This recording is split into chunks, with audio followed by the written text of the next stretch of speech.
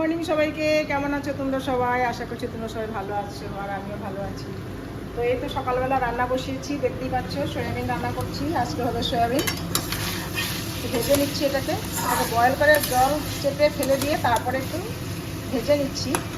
আর এটা হবে হচ্ছে এই যে কেটে নিয়েছি পেঁয়াজ, টমেটো, আলু এখানে করে নিয়েছি সেদ্ধ, এখানে লঙ্কা, আদা আর হচ্ছে কাঁচা লঙ্কা বেটে নিয়েছি।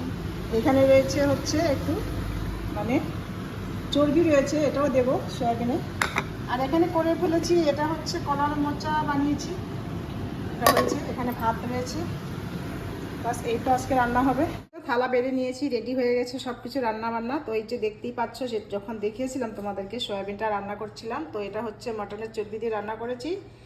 আর ভাত তো রয়েছে, আর রয়েছে টক দই, আর এখানে রয়েছে হচ্ছে কলার মোচার ঘন্ট, আলু আর গরম মশলা ঘি দিয়ে। তো এই হলো আজকের মেনু।